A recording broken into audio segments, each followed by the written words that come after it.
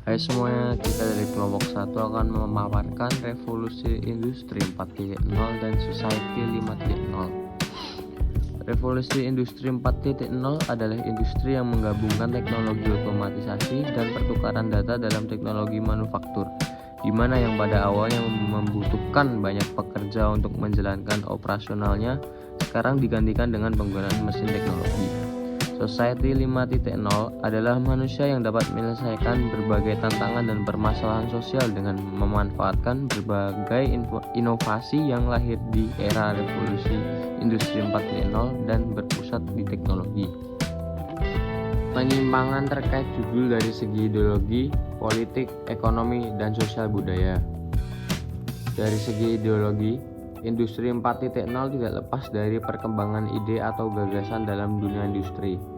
Pada abad ke-18, tercipta Industri 1.0 yang memiliki fokus perkembangan di bidang mesin uap dan mesin infrastruktur. Selanjutnya, Industri 2.0 di abad ke-19, jumlah produksi dan menciptakan mesin industri baru yang lebih efisien yaitu mesin listrik. Di abad 20 yang merupakan peralihan besar dengan masuknya komputer serta teknologi informasi menjadi landasan yang fundamental dalam dunia industri di mana segala sesuatu menjadi sangat efisien dan cepat. Hal ini yang mendorong manusia untuk masuk ke dalam masa industri 4.0 di abad 21, di mana segala sesuatu sangat bergantung dengan namanya kebutuhan pertukaran informasi yang cepat serta perkembangan industri modern yang memakai automasi dan AI dalam menjalankan bidang industri. Dari segi ekonomi, automasi dan AI adalah pengalihan masa era industri dari pekerjaan manual atau buruh yang dilakukan oleh manusia menjadi pekerja robot. Hal ini pilihan yang tepat bagi pengusaha dikarenakan robot tidak memiliki batas waktu kerja dan jumlah yang bisa diproduksi. Sebaliknya, pekerja buruh atau manusia memiliki batasan kekuatan fisik dalam bekerja. Robot dinilai sangatlah efektif dan efisien, tetapi hal ini menimbulkan permasalahan bagi para low skill worker atau profesi yang memiliki sifat pekerjaan repetitif seperti buruh yang dapat dengan mudah digantikan oleh robot. Contoh, pabrik mobil rata-rata telah menggunakan mesin atau robot dalam merangkitnya. Dari segi politik, sosial, dan budaya, revolusi industri 4.0 secara fundamental mengakibatkan perubahan cara manusia berpikir, hidup, dan berhubungan satu dengan yang lain. Dalam bidang sosial budaya, interaksi sosial pun menjadi tanpa batas atau unlimited, dikarenakan kemudahan akses internet dan teknologi. Hal yang sama juga terjadi dalam bidang politik. Melalui kemudahan akses digital, perilaku masyarakat pun bergeser. Aksi politik ini menjadi dapat dihimpun melalui gerakan-gerakan berbasis media sosial dengan mengusung ideologi politik tertentu. Namun di balik kemudahan yang ditawarkan, revolusi industri 4.0 menyimpan berbagai dampak negatif. Di antaranya ancaman pengangguran akibat otomatisasi, kerusakan alam akibat eksploitasi industri, serta maraknya hoax akibat mudahnya penyebaran informasi. Dari revolusi itu muncul fenomena disrupsi yang mana telah meluas dalam bidang politik dan hukum.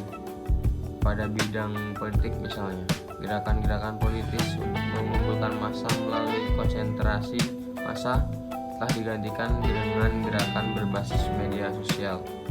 Bidang pemerintahan pun kini juga ditentang untuk melaksanakan birokrasi secara efektif, efisien, berbasis e-governance.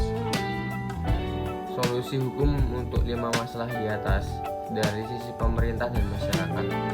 A. Hukum pemerintah.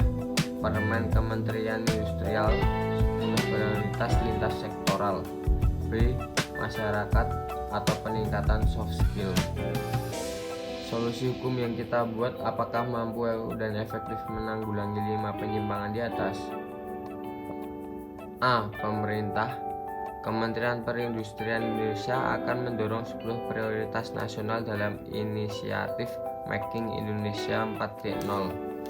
1. Perbaikan alur aliran barang dan material Indonesia bergantung pada impor bahan baku maupun komponen bernilai tinggi. khususnya dinilai sektor kimia, logam dasar, otomotif, dan elektronik. 2. Desain ulang zona industri. Indonesia telah membangun beberapa zona industri di penjuru negeri. 3. Mengakomodasi standar-standar keberlanjutan. Komunitas global telah menyuarakan kekhawatiran terkait keberlanjutan di berbagai sektor. Indonesia melihat tantangan keberlanjutan sebagai peluang untuk membangun kemampuan berkeberlanjutan berbasis teknologi bersih, EV, biokimia, dan energi terbarukan. 4. Memberdayakan UMKM. Hampir 70% tenaga kerja Indonesia bekerja untuk usaha mikro, kecil, dan menengah atau sering kita sebut UMKM. 5. Membangun infrastruktur digital nasional. Untuk mendukung peta jalan Making Indonesia 4.0, Indonesia akan melakukan percepatan pembangunan infrastruktur digital, termasuk internet dalam kecepatan tinggi dan digital capabilities dengan kerjasama pemerintah, publik, dan swasta untuk berdapat berinvestasi di teknologi digital seperti cloud, data center, security management, dan infrastruktur broadband. 6. Menarik minat investasi asing. Indonesia perlu melibatkan lebih banyak pelaku industri manufaktur terkemuka untuk menutup kesenjangan teknologi dan mendorong transfer teknologi ke perusahaan lokal. 7. Peningkatan kualitas SDM. SDM adalah hal yang penting untuk mencapai kesuksesan pelaksanaan Making Indonesia 4.0. Indonesia berencana untuk merombak kurikulum pendidikan dengan lebih menekan pada STEM atau Science, Technology, Engineering, the Art, and Mathematics.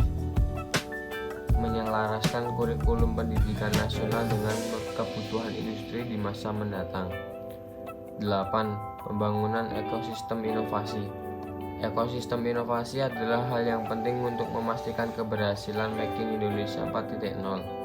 Pemerintah Indonesia akan mengembangkan cetak biru pusat inovasi nasional, mempersiapkan percontohan pusat inovasi dan mengoptimalkan regulasi terkait, termasuk diantaranya yaitu perlindungan hak atas kekayaan intelektual dan insentif fiskal untuk mempercepat kolaborasi lintas sektor di antara pelaku usaha swasta atau BUMN dengan universitas. 9. Insentif untuk investasi teknologi. Insentif memiliki potensi untuk menggerakkan inovasi dan adopsi teknologi. Oleh karena itu, pemerintah Indonesia akan mendesain ulang rencana insentif adopsi teknologi seperti subsidi, potongan pajak perusahaan, dan pengecualian bea cukai impor bagi perusahaan yang berkomitmen untuk menerapkan teknologi 41M. 10. Harmonisasi aturan dan kebijakan. Indonesia berkomitmen melakukan harmonisasi aturan dan kebijakan untuk mendukung daya saing industri dan memastikan koordinasi pembuat kebijakan yang erat antara kementerian dan lembaga terkait dengan pemerintah daerah. Solusi dari masyarakat. Peningkatan soft skill. Yang pertama, critical thinking. Masyarakat haruslah memiliki kemampuan berpikir kritis yang bertujuan untuk dapat melihat gambaran besar dalam sebuah permasalahan atau informasi sehingga dapat menciptakan problem solving. 2. Creativity. Mencari dan menciptakan suatu merupakan salah satu tujuan utama dalam perubahan. Dengan demikian bisa tercipta suatu hal yang berasal dari suatu yang sudah ada sebelumnya.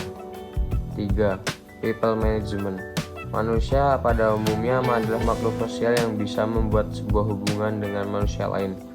Hal ini yang harus ditingkatkan yaitu menciptakan sebuah pergerakan bersama atau kolaborasi dan meningkatkan kemampuan berkoordinasi dalam sebuah diskusi. Yang kelima, cognitive flexibility. Di era yang menuntut manusia untuk berkembang dengan cepat ini, seseorang haruslah memiliki sifat atau kemampuan beradaptasi yang tinggi, berpikiran terbuka terhadap sesuatu yang baru dan mau menerima untuk kemajuan diri dan lingkungannya. 6. Menjadi manusia. Menjadi manusia adalah sebuah anugerah yang diberikan oleh Sang Pencipta. Karena menjadi manusia kita bisa membedakan hal yang baik dan yang buruk untuk masa depan. Hal ini yang tidak dimiliki oleh AI atau mesin otomasi. Sekian pemaparan dari kelompok kami. Terima kasih.